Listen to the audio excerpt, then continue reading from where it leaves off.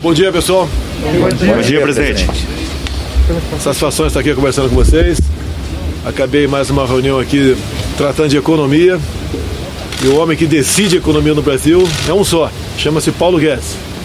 Ele nos dá o norte, nos dá as recomendações e o que nós realmente devemos seguir. Apenas 5 dias antes dessa declaração do presidente Jair Bolsonaro, dada na manhã desta segunda-feira, a ausência do ministro Paulo Guedes foi sentida na entrevista coletiva, em que o governo informou que trabalhava na elaboração de um plano de obras públicas para reativar a economia.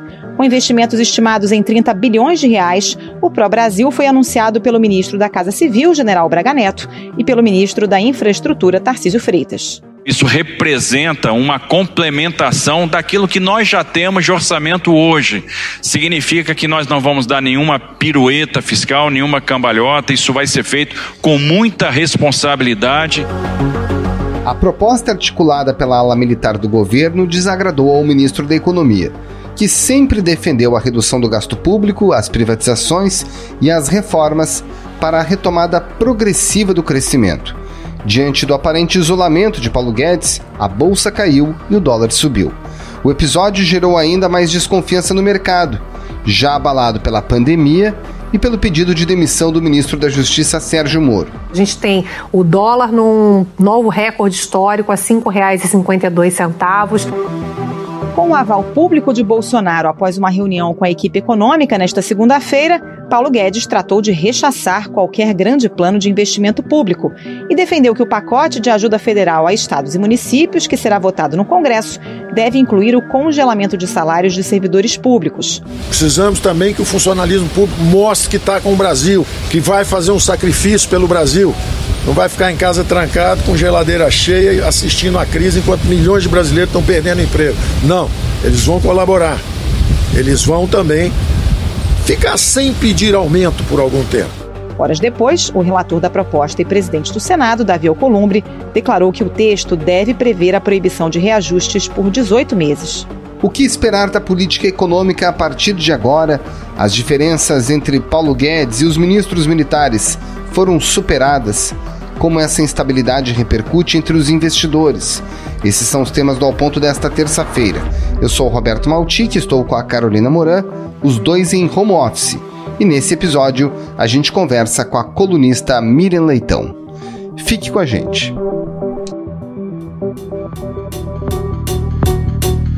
Miriam Leitão, na quarta-feira, o ministro-chefe da Casa Civil, sem a presença do ministro Paulo Guedes, lançou um plano de infraestrutura para o Brasil na recuperação da pandemia. Isso aqui não é um programa de recuperação econômica, ele é de crescimento socioeconômico. É para toda a estrutura, toda essa infraestrutura que foi, vamos dizer, abarcada ou foi atingida pelo coronavírus. Aí no domingo você publicou que poderia, se caso houvesse o fim do teto de gastos no Brasil para investimentos como a legislação é hoje, poderia colocar em xeque toda a equipe econômica. E daí, no início da manhã de segunda-feira, o presidente Jair Bolsonaro recebe no Palácio da Alvorada o ministro da Economia, o presidente do Banco Central, o ministro da Agricultura, o ministro da Infraestrutura e reafirma que quem manda na economia é o ministro Paulo Guedes. Acabaram-se as dúvidas no governo sobre como é a condução da política econômica? Olha, foi dado um sinal, Maltic e Carol, muito bom. É muito bom que tenha sido dado esse sinal, porque estava num ambiente muito ruim dentro da equipe econômica. Dentro da equipe, a dúvida era o seguinte: bom, os sinais foram muito claros. O presidente demitiu um ministro da Saúde Popular, ele, ao mesmo tempo, produziu uma crise que levou o ministro Sérgio Moro a sair. Então todo mundo ficou olhando para Paulo Guedes e o sinal não era bom porque tinha tido o evento do ministro Braga Neto apresentando uma política de como é que será a retomada sem o ministro Paulo Guedes falar e nem ninguém da economia. Então aquela ausência era muito eloquente. Então essa declaração do presidente, ontem eu escrevi isso no jornal Globo, porque eu falei com o integrante da equipe econômica que disse isso: se mudar o teto todo mundo sai. E aí, por que o teto, que foi uma lei do governo Temer, é tão importante que desmonta a equipe inteira? É porque era um sinal, é um sinal muito eloquente de que o caminho escolhido ia ser um caminho de aumentar o gasto público para sustentar o crescimento, ou seja, um crescimento sustentado pelo Estado, como foi na época do governo militar, como foi no governo Dilma, e eles não querem isso, eles querem um outro projeto. Então, a agenda do ministro Paulo Guedes estaria derrubada. Por isso é que o recado do ministro Paulo Guedes, mais importante de tudo que ele falou ali, é... Então, nós estamos no caminho certo. Para que falar em derrubar o teto, se é o teto que nos protege contra a tempestade? Então, isso aí era uma coisa para dentro da própria máquina, para os seus integrantes. E aí eu falei de novo com esse integrante da equipe econômica, que eu falei ontem, e ele falou, é um alto integrante, e ele falou, olha, tá tudo bem, ele deram os sinais certos, que o ministro Paulo Guedes é que está no comando da política econômica e, por outro lado, não se pensa em mexer no teto de gastos, ou seja, não vão abrir a porteira. Mexer no teto de gastos é para considerar que investimento público não é gasto, e, portanto, ele não entra na contabilidade, era uma questão contábil, mas ia ter que ter uma PEC, e aí o sinal que ia ficar claro para todo mundo é que o Paulo Guedes tinha perdido, portanto, o seu projeto.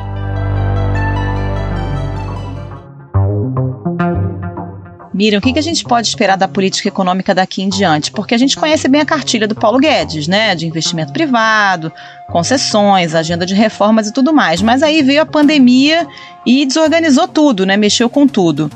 Dá para seguir essa cartilha, mesmo com uma recessão mundial causada pelo coronavírus? Na verdade, a gente tem que pensar o seguinte, o Paulo Guedes fez a agenda dele? Não fez não, Carol. Não fez não. Ele não privatizou. Na verdade, o que teve foi venda de subsidiárias de empresas estatais, mas não teve uma venda de nenhuma estatal.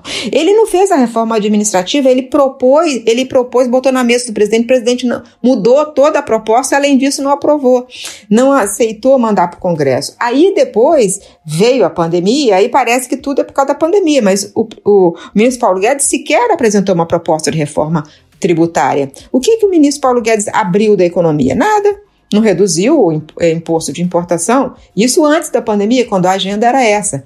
Então, na verdade, por que não aconteceu isso? Por que ele não realizou seu projeto? Ele fala que ficou trabalhando na reforma da Previdência, mas não foi não.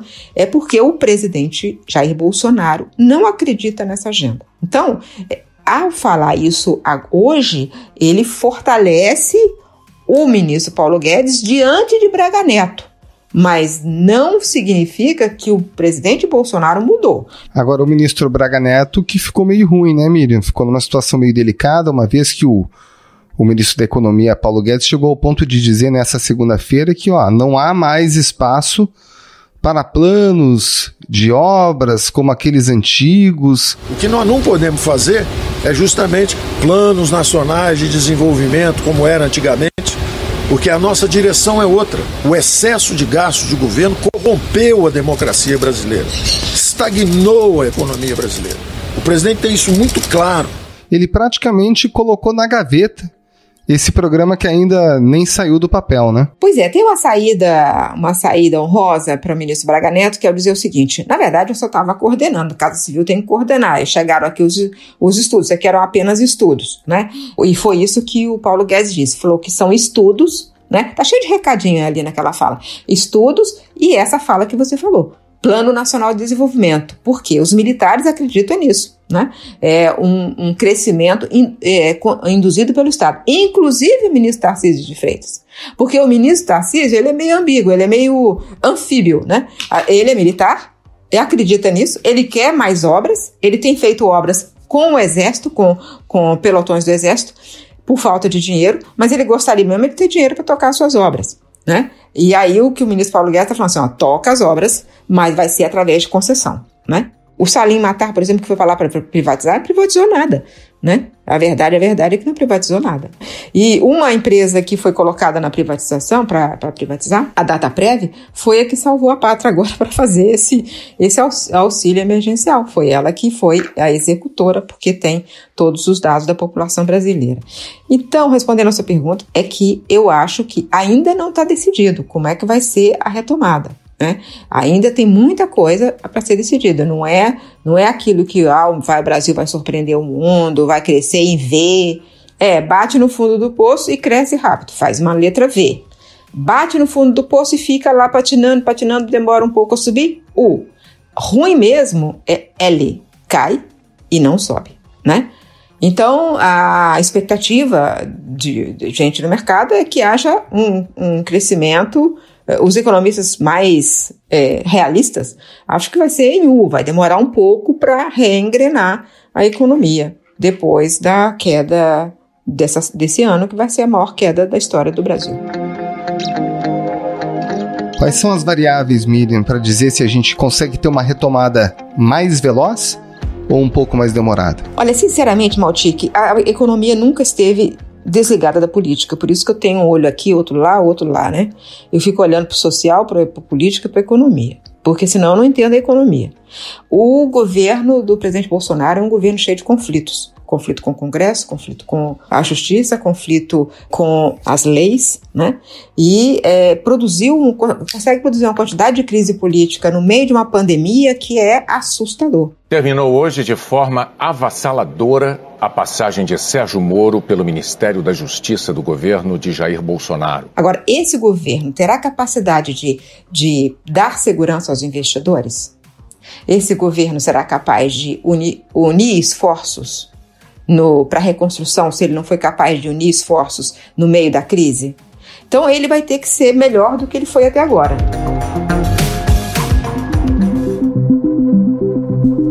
A própria declaração de quem manda na economia é o Paulo Guedes. Se a gente for lembrar do Moro 16 meses atrás, quem teria carta branca no combate à corrupção, etc., era o Sérgio Moro. E a gente viu no que deu. Então até mesmo essa afirmação, ela não tem tanta firmeza, né? Não tem não, porque na verdade é o seguinte, o ministro Paulo Guedes queria fazer uma CPMF, foi impedido de fazer. Aliás, o presidente demitiu o secretário da Receita Federal, né? E aí, inclusive, o ministro lamentou muito a queda do Marcos Sintra, disse que era um soldado valente que morreu em batalha. Depois, o presidente demitiu, à luz do dia, assim, num sábado de manhã, o presidente do BNDES. O Levi nomeou o Marcos Pinto para a função do BNDES. Eu já estou por aqui, o Levi. Falei para ele, demita esse cara segunda-feira ou eu demito você sem passar pelo Paulo Guedes. Por que o governo tem que ser assim? Então, várias vezes, o Paulo Guedes foi atropelado. Da mesma forma que o Moro foi atropelado também.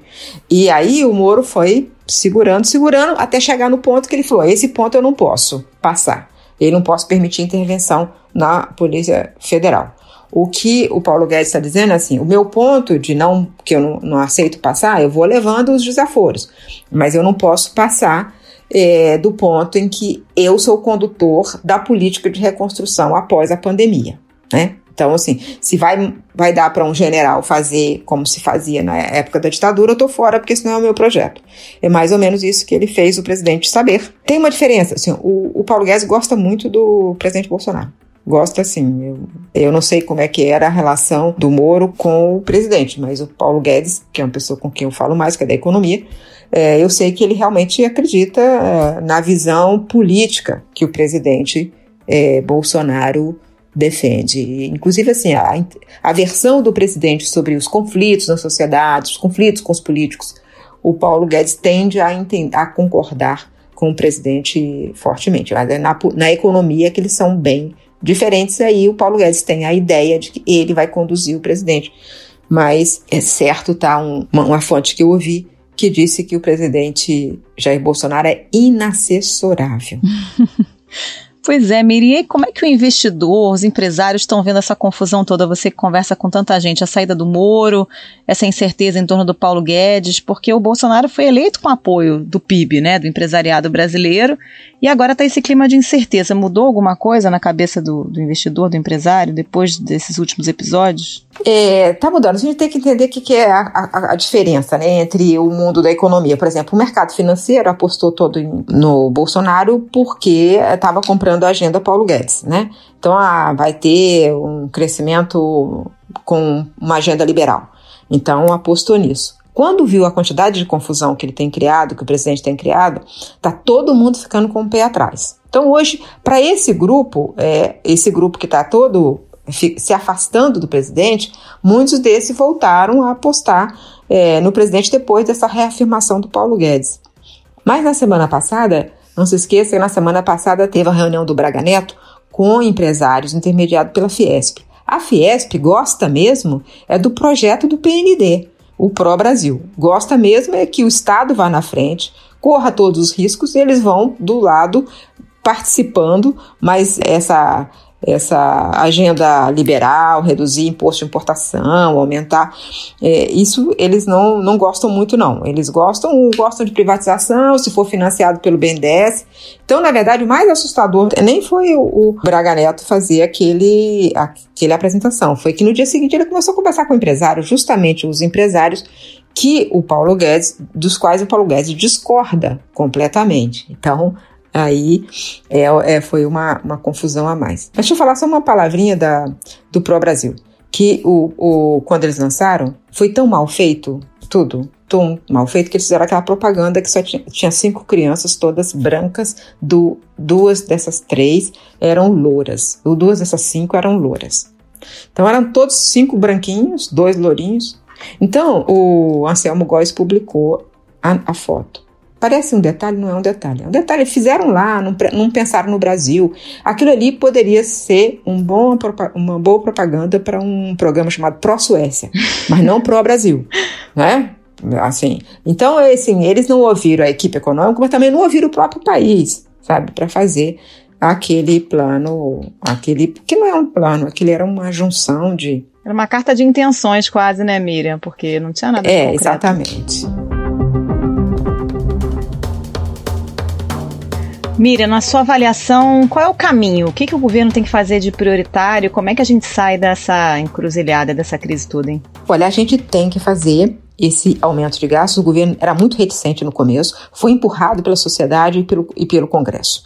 E ele atribui a si mesmo, né, o Paulo Guedes hoje mesmo falou, mas na verdade foi empurrado pela sociedade, pelo Congresso, e pela democracia brasileira, foi empurrado para fazer essa extensão rápida do colchão de assistência social.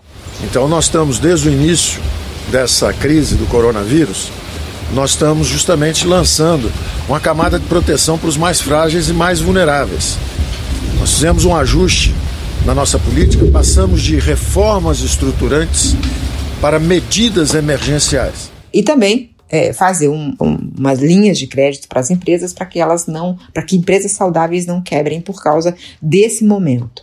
Depois da reconstrução vai ser muito difícil. O governo tem que ter muita clareza de para onde vai e passar essa comunicação de forma muito clara, né? Quais são os caminhos, quais são os projetos, não pode ficar nessa bateção de cabeça, não pode ficar nas ambiguidades, para que haja realmente uma retomada do crescimento. Porque vai ter, ao final desse projeto, a tentação de fazer, olha, vamos continuar aumentando o gasto público aqui, vai ser muito grande, Carol, porque vai ter um mar de desempregados e muitas empresas ainda pedindo socorro. Então, eles têm que saber exatamente o que eles têm que fazer. Então, nesse momento, o que eu sugeriria para a equipe econômica é ter o plano. Já que não é o Pro Brasil, qual é o plano? Né? Não adianta falar, volta à quadra 1 e vamos aprovar de novo a mesma reforma, que pode ser outra a reforma necessária, outro o tempo necessário para a retomada do crescimento. Miriam, para a gente terminar, o Ministério da Economia deve divulgar nessa terça-feira um saldo de proteção de mais de 4 milhões de empregos por meio da medida provisória que deu essa suspensão temporária dos contratos de trabalho e também de recomposição de parte dos salários, com redução de carga de jornada também. Como é que você avalia esse número? Olha, é o seguinte, hoje o Paulo Guedes falou assim, uma das coisas que ele falou lá naquela entrevista na porta do Palácio. O presidente disse, ninguém tira direito, ninguém tira salário, ninguém encosta nenhum direito que existe hoje. Isso é verdade para os funcionários públicos, não é verdade para o setor privado. Foi necessário flexibilizar, mas isso é muito doloroso, né? Milhões de brasileiros com contrato suspenso, vivendo com apenas uma fatia do salário que recebia antes, e vários outros trabalhando na mesma empresa, mas com redução de salário. Tudo isso é muito doloroso para todo mundo. Então, quando você perde renda, também a economia perde força, né? Então, essa ajuda que está sendo dada aos informais, ela é importante porque ela ajuda o consumo também, não só é fundamental porque salva vidas, porque dá o dinheiro para quem precisava nesse momento, mas além disso ela entra na economia ajudando a ativar a economia. Mas vamos lembrar que os formais, né, terão perdido muita renda ao final desse processo. Então vai ser preciso fortalecer as empresas para que as empresas recomponham os salários. Se as empresas acharem que, olha, que legal, agora que reduzimos os salários, suspendemos os contratos e tal, a gente pode continuar desse mesmo jeito, né? Pode continuar pagando menos do que pagava antes. Se não houver uma recomposição da renda, a retomada será muito mais lenta, né? Com menos renda, menos consumo. E, além disso, o trabalhador formal hoje está assustado, está amedrontado, não quer consumir. Ele precisa de ter alguma estabilidade, não estabilidade no emprego, não isso, mas alguma visão de longo prazo, de médio prazo, para ele voltar a consumir, senão ele vai cortar em tudo que ele puder cortar. E isso aí acaba encolhendo a economia. Miriam Leitão, muito obrigada pela participação mais uma vez. Bom trabalho para você. Muito obrigado, Miriam. Um abração. É sempre um prazer falar com vocês dois, Maltic e Carol. Até a próxima. Esse foi o Ponto de Hoje, o podcast diário da redação do Globo. Nessa conversa a gente conta com a participação de toda a equipe do jornal, as mesmas pessoas que levam até você informação e análise de qualidade todos os dias. Quer saber mais? Assine o Globo. Acesse assineoglobo.com.br e confira todas as notícias e reportagens especiais. Lembrando que todo o material de utilidade pública relacionado ao coronavírus está gratuito.